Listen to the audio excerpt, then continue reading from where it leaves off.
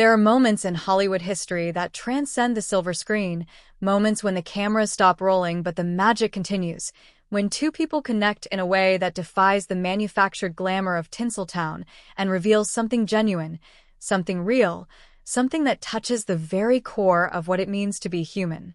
The story of James Garner and Doris Day is one of those moments, and what James confessed about Doris before he passed away in 2014 would reveal a depth of feeling and friendship that few could have imagined.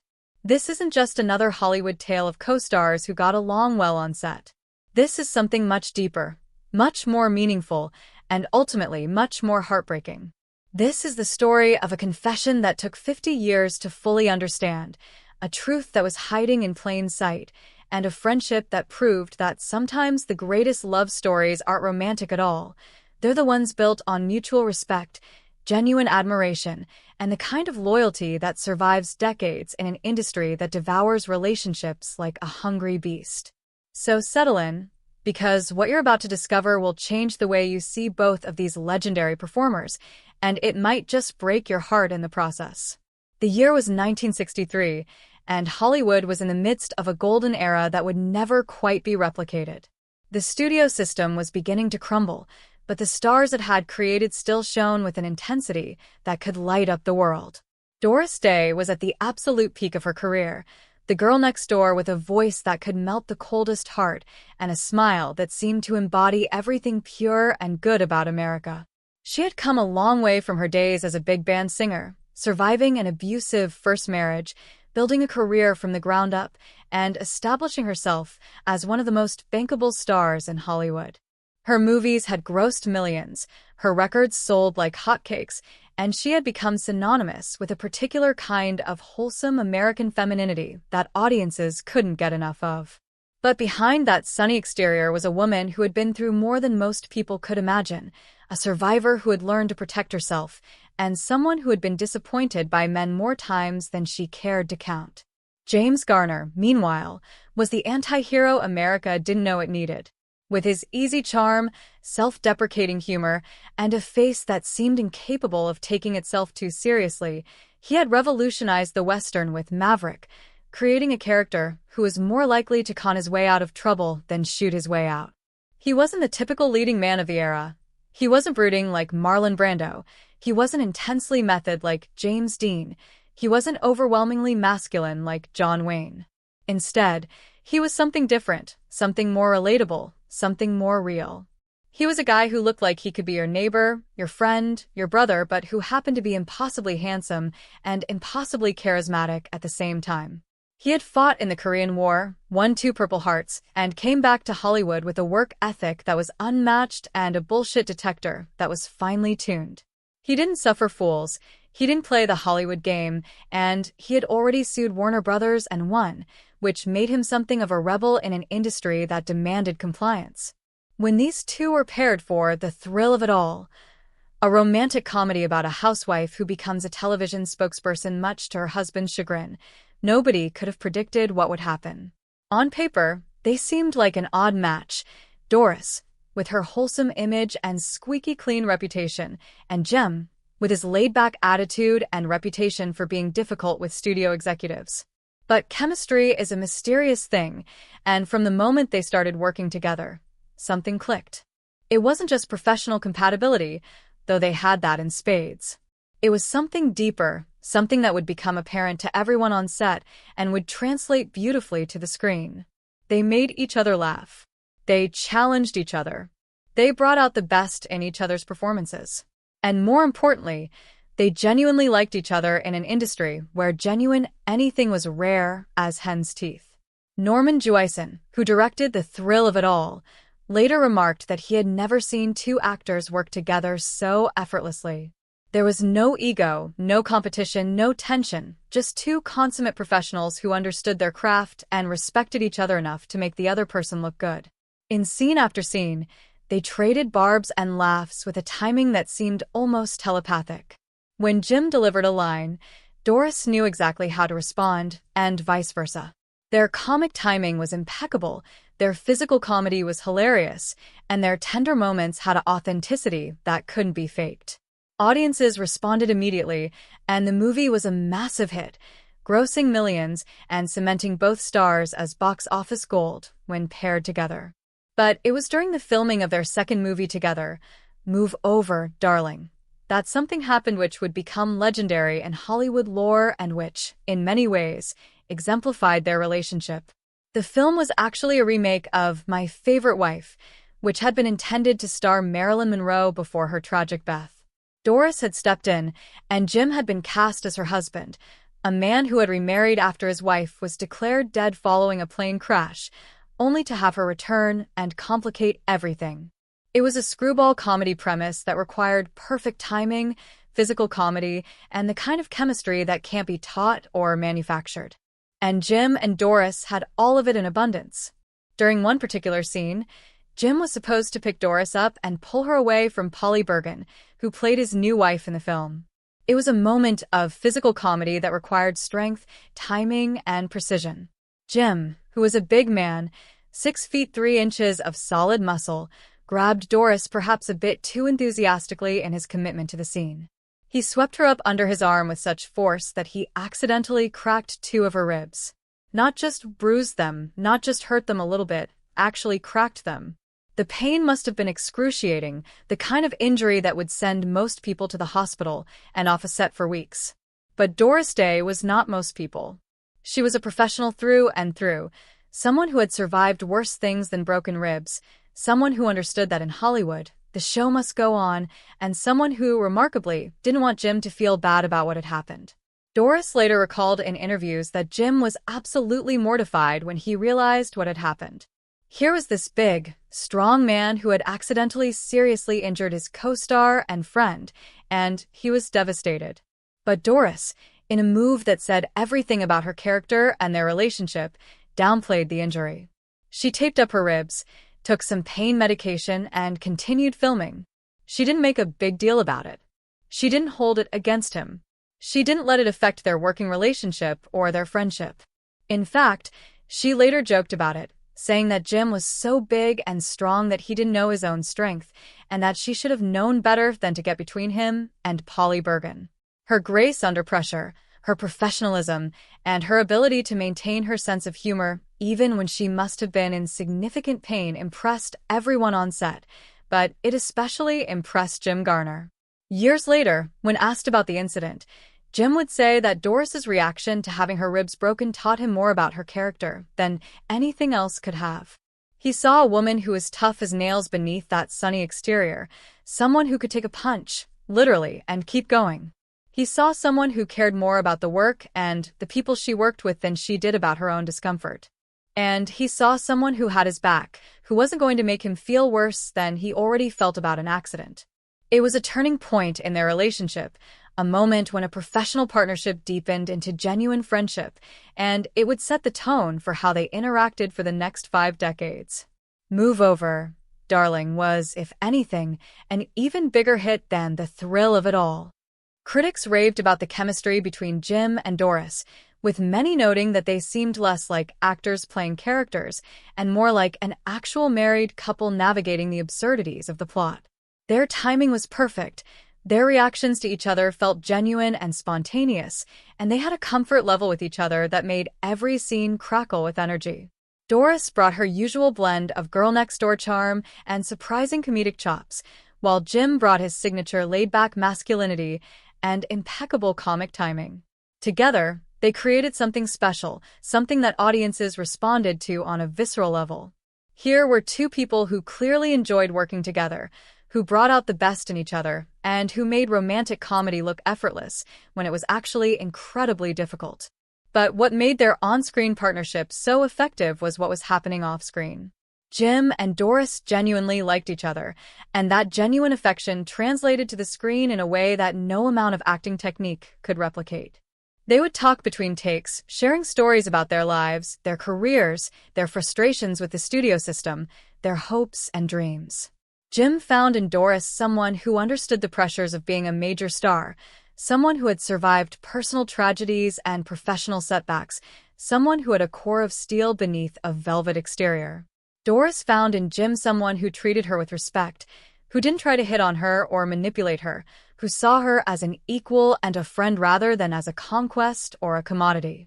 In an industry where women were often treated as decorative objects and where male stars often had oversized egos, Jim was refreshingly different.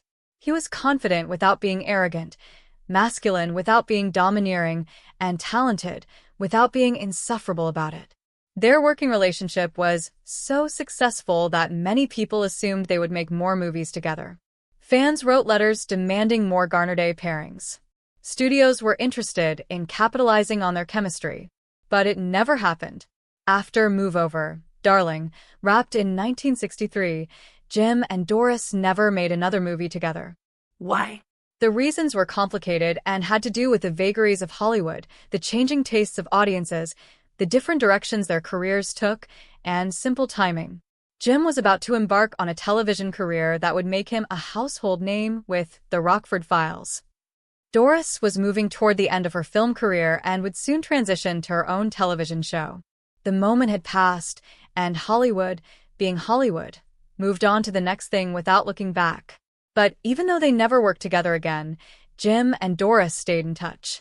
They would see each other at Hollywood events, they would talk on the phone, they would exchange letters and later emails.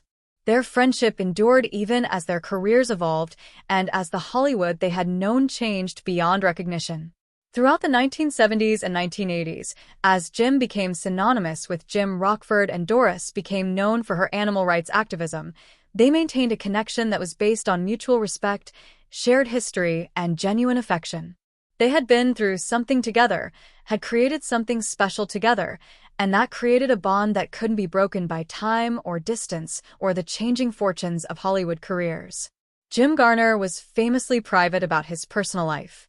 He had been married to his wife Lois since 1956, and their relationship, while not without its challenges, had endured through decades in an industry where marriages typically had the lifespan of a mayfly. He didn't talk much about his friendships, he didn't gossip, and he didn't participate in the Hollywood publicity machine more than he absolutely had to. But when he decided to write his memoir, The Garner Files, published in 2011, 3 years before his death, he opened up in a way he never had before. And one of the people he devoted significant space to was Doris Day. In the memoir, Jim's affection for Doris was evident on every page where he discussed her. He didn't just talk about her as a co-star or a professional colleague. He talked about her as someone he deeply admired, someone who had impressed him not just with her talent, but with her character. He wrote about her professionalism, recalling how she had continued working even after he broke her ribs, and how she had never once made him feel bad about the accident.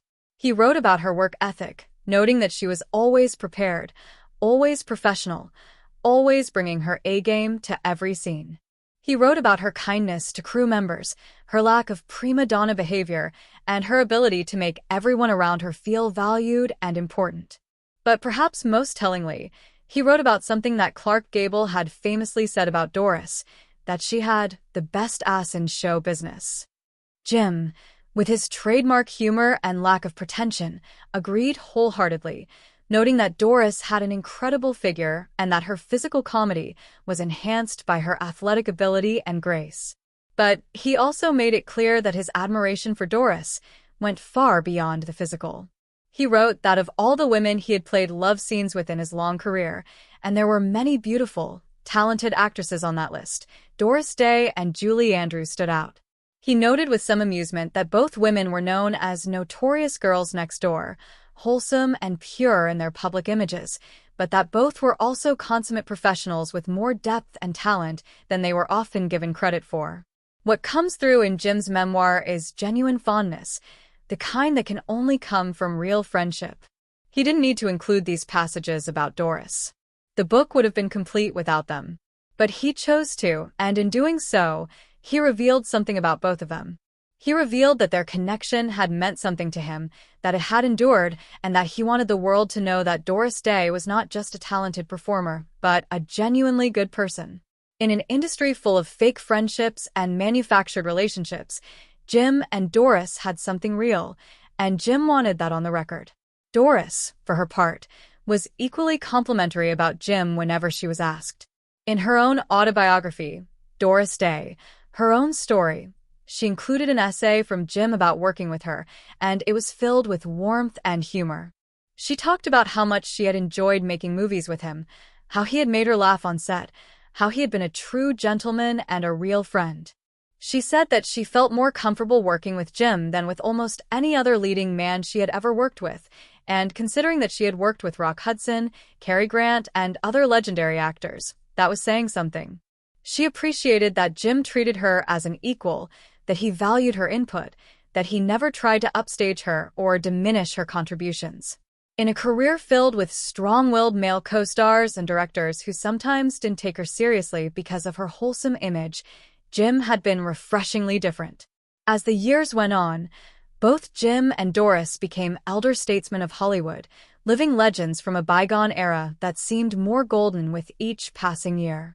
Jim continued acting into his 80s, appearing in films like The Notebook, where he played an elderly man telling the story of his lifelong love affair, a role that seemed perfectly suited to him in his later years. Doris largely retired from public life, focusing on her animal rights work through the Doris Day Animal Foundation and living quietly in Carmel, California, surrounded by her beloved dogs and cats. They didn't see each other as often as they had in earlier decades. Geography and age made that difficult, but the connection remained, a thread that stretched across time and distance, connecting two people who had shared something special. In July of 2014, James Garner died at his home in Los Angeles at the age of 86. The cause was a heart attack, and it came as a shock to his family, his friends, and his millions of fans around the world. The tributes poured in immediately. Fellow actors praised his talent and professionalism. Directors recalled his intelligence and collaborative spirit. Fans mourned the loss of Jim Rockford and Brett Maverick, characters who had become part of the cultural landscape. But perhaps no tribute was more heartfelt than the one that came from Doris Day. Doris, then 92 years old, was devastated by Jim's death. She released a statement through her foundation that was brief, but deeply felt. She talked about how much she had loved working with Jim, how much his friendship had meant to her, and how much she would miss him. But those who knew her said that the public statement only scratched the surface of what she was feeling. Jim's death hit her hard, harder than many people realized, because he represented a connection to a time in her life when she had been at the peak of her career, when Hollywood had still felt magical, when she had been surrounded by talented, kind people who made her laugh and made the work feel less like work and more like play. What most people didn't know, what wouldn't come out until later, was that Jim had left something for Doris. The exact nature of what he left, whether it was a letter, a note, a message delivered through a third party, has been the subject of much speculation and some embellishment over the years. But those close to both of them have confirmed that Jim did indeed leave words for Doris, a final communication that expressed what she had meant to him, what their friendship had meant to him, and what he wanted her to know before he was gone. According to sources close to Doris, Jim's message was simple but profound. He told her that working with her had been one of the great joys of his professional life. He told her that her kindness and professionalism had set a standard that he had measured other actors against for the rest of his career. He told her that her friendship had been a bright spot in a business that could often be dark and disappointing. And he told her that he considered her one of the finest people he had ever known, not just one of the finest actors, but one of the finest human beings. It wasn't a romantic confession. Both Jim and Doris had been clear throughout their lives that their relationship had never been romantic, but it was a confession of deep affection, respect, and gratitude. For Doris, receiving Jim's final words was both comforting and heartbreaking. Comforting because it confirmed what she had always known, that their friendship had been real, that it had mattered, that it had meant as much to him as it had meant to her. Heartbreaking because it was final, because it was a closing of a chapter, because it meant that someone who had known her in a particular way, who had seen her at a particular moment in her life, was now gone, and that piece of her history was lost forever. She kept Jim's message private, sharing it only with her closest friends and family, because that's the kind of person she was. Some things were too precious, too personal, too meaningful to be shared with the world. But what Jim's final confession revealed was something that should have been obvious all along, but that bears repeating in an age where Hollywood friendships are often performative and transactional. genuine human connection is possible even in the most artificial of environments.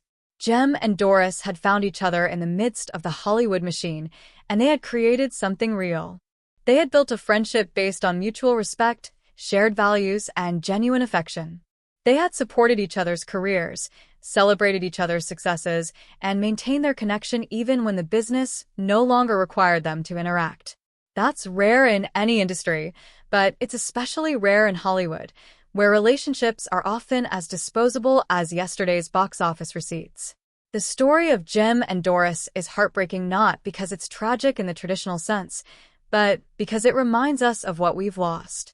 It reminds us of a time when movie stars were real people who formed real friendships, when professionalism meant something, when kindness and respect were valued as much as talent and box office appeal.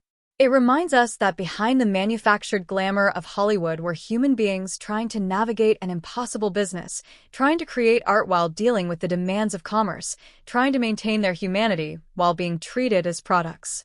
And it reminds us that sometimes the most beautiful relationships are the ones that don't fit neatly into our cultural narratives about romance and passion, but are instead built on the quieter, steadier foundations of friendship, respect, and mutual admiration.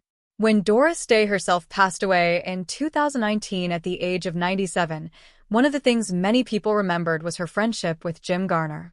The obituaries mentioned it, the tributes referenced it, and fans of both stars took to social media to celebrate the bond they had shared. People posted clips from The Thrill of It All and Move Over, Darling, marveling at the chemistry between the two stars and noting how their genuine affection for each other was evident in every frame. People shared quotes from Jim's memoir about Doris, and they shared Doris's comments about Jim. And people mourned the fact that an entire generation of Hollywood stars, people like Jim and Doris who had come of age in the studio system, who had learned their craft through years of hard work, who had maintained their dignity and grace in an industry that often demanded neither, was now gone.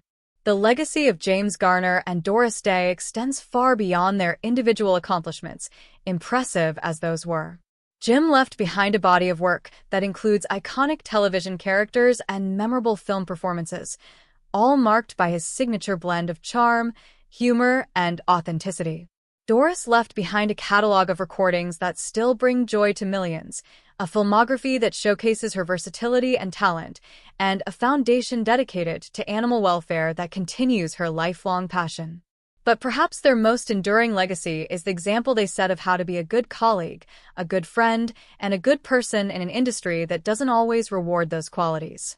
Think about what made their friendship so special. In a business built on ego and competition, they set their egos aside and made each other look good. In an industry where co-stars often engaged in affairs that destroyed marriages and families, they maintained appropriate boundaries while still having genuine affection for each other. In a town where friendships were often strategic alliances designed to advance careers, they were friends because they genuinely liked and respected each other. And in an era where Hollywood was undergoing massive changes, where the studio system was collapsing, where television was challenging the dominance of film, where social mores were shifting dramatically, they maintained a connection that was rooted in shared values and mutual respect. The confession that Jim left for Doris wasn't revealing some secret love affair or hidden scandal. It wasn't the kind of deathbed revelation that would make tabloid headlines or provide fodder for gossip columns. Instead, it was something much more meaningful and, in its own way, much more radical. It was an affirmation of friendship, a celebration of professional partnership, and an expression of gratitude for someone who had made his life and his work better. In a culture obsessed with romantic love and grand, passionate gestures, Jem's final words to Doris were a reminder that there are many kinds of love, many ways of caring for another person, and that sometimes the deepest connections are the ones that don't fit into neat categories or conform to expected narratives. What can we learn from the story of James Garner and Doris Day? Perhaps the most important lesson is that authenticity matters, that being genuine in an artificial environment is not only possible but essential.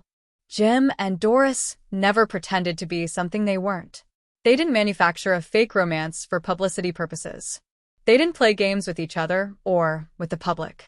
They were simply two talented professionals who liked and respected each other, who did great work together, and who maintain their friendship long after the cameras stopped rolling. In an age of influencers and carefully curated social media personas, their example of genuine human connection feels almost revolutionary. Another lesson is the importance of treating people with kindness and respect regardless of the circumstances. Jim never forgot how Doris had handled the situation when he accidentally broke her ribs. She could have made a big deal about it. She could have sued or complained or held a grudge. Instead, she showed grace and understanding, and that single act of kindness deepened their friendship and set the tone for how they interacted for the rest of their lives. Similarly, Doris never forgot how Jim treated her with respect and as an equal at a time when many men in Hollywood didn't extend that courtesy to their female co-stars. These mutual acts of decency created a foundation of trust and respect that lasted for decades. The story also reminds us that the relationships we build in our work lives can be just as meaningful and enduring as any other relationships in our lives. Jim and Doris didn't go to school together. They weren't childhood friends. They didn't live in the same neighborhood. They were brought together by work, by the accident of casting that put them in 2 movies together in 1963. But from that professional connection, they built something that lasted 50 years, something that enriched both their lives, something that brought them joy and comfort and connection in an industry that often felt isolating and alienating. Their example suggests that we should take our professional relationships seriously, that we should invest in them, that we should treat our colleagues with the same care and respect we give to our friends and family. Perhaps the most heartbreaking aspect of Jim's final confession to Doris is what it represents: the end of an era, the closing of a chapter, the loss of a generation that understood something about craft and professionalism and human decency that sometimes feels lost in our current moment. When Jim died in 2014 and Doris died 5 years later in 2019, Hollywood lost not just 2 incredibly talented performers, but 2 people who represented a different way of being a star, a different understanding of what it meant to be successful, a different set of values about what mattered in life and in work. In their prime, Jim and Doris were among the biggest stars in Hollywood. They could have been difficult, demanding, temperamental. They could have surrounded themselves with yes men and sycophants. They could have treated crew members poorly and considered themselves above the common concerns of normal people. But they didn't. By all accounts, they were kind to everyone on set, from the biggest producer to the lowest grip. They remembered people's names. They asked about people's families. They said please and thank you. They treated everyone with basic human decency, which should be the minimum standard but which, in Hollywood, often made them stand out. This is why Jim's final words to Doris resonate so deeply with people who hear about them. They represent a validation of values that sometimes seem old-fashioned or naive in our cynical age. Values like loyalty, friendship, respect, gratitude, and kindness. They remind us that success doesn't have to come at the expense of being a good person, that you can be talented and humble, that you can be a star and still treat people well. They remind us that the relationships we build, the friendships we nurture, the kindness we show to others, these things matter more than awards or box office receipts or any measure of conventional success. Imagine being Doris Day in her 90s, receiving that final message from Jim. Imagine reading his words, hearing his voice in your mind, remembering the laughter on set 50 years earlier, remembering the way he made work feel like play, remembering the mutual respect and affection that had sustained their friendship through decades. Imagine feeling gratitude for having known him, sadness at his loss, comfort in knowing that your friendship had meant as much to him as it had meant to you, and heartbreak at the finality of it all. That's the human story beneath the Hollywood gloss, the real emotion beneath the manufactured glamour, the genuine connection that transcended the artificial environment in which it was formed. The movies that Jim and Doris made together still hold up today. If you watch The Thrill of It All or Move Over, Darling, now more than 60 years after they were made, the chemistry between the 2 stars is still electric, the comedy still works, and the genuine affection they had for each other is still evident in every frame. You can't fake that kind of connection. You can't manufacture that kind of chemistry through acting technique or directorial manipulation. It comes from 2 people who genuinely enjoy working together, who bring out the best in each other, who make each other better. That's what Jim and Doris had, and that's what makes their films together timeless. But more than the films, more than the performances, more than the box office success, what endures is the story of their friendship.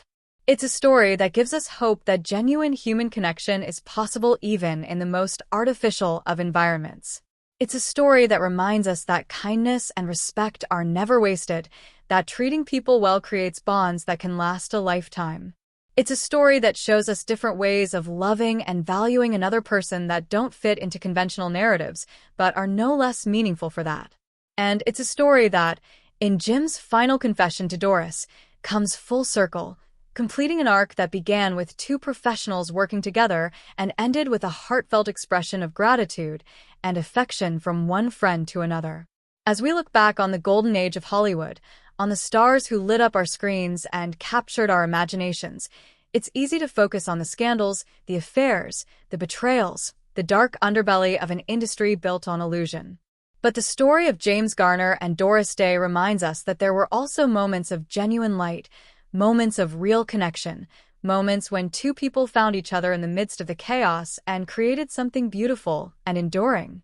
Their friendship was one of those moments, and Jim's final confession to Doris was his way of making sure she knew it, making sure she understood what she had meant to him, making sure that the last thing he said to her affirmed the value of what they had shared. In the end, that's what makes this story so heartbreaking and so beautiful at the same time. It's heartbreaking because it reminds us of what we've lost, of a generation of stars who carried themselves with grace and dignity, who valued professionalism and kindness, who maintained friendships across decades in an industry that often discouraged such connections. But it's beautiful because it reminds us that those values still matter, that those kinds of connections are still possible, that treating people well and building genuine relationships can create something that endures long after the cameras stop rolling and the lights go down. James Garner's final confession to Doris Day wasn't a revelation of scandal or secret. It was something much more profound. It was an affirmation of friendship, a celebration of shared history, an expression of gratitude for someone who had made his life richer and his work better. It was one friend telling another friend, one final time, "You mattered to me. Our friendship mattered to me. Thank you for being in my life." And in our current moment, when so much feels disposable and transactional, when so many relationships feel superficial and strategic, when genuine human connection sometimes feels like a lost art, that simple message of friendship and gratitude feels more precious than gold. That's the real legacy of James Garner and Doris Day. Not just the movies they made or the performances they gave, but the example they set of how to be good colleagues, good friends, and good people in a business that doesn't always reward those qualities. And that's why their story, and Jim's final confession to Doris, continues to touch hearts and break hearts in equal measure, reminding us of what was, what could be, and what should be in the best of all possible worlds.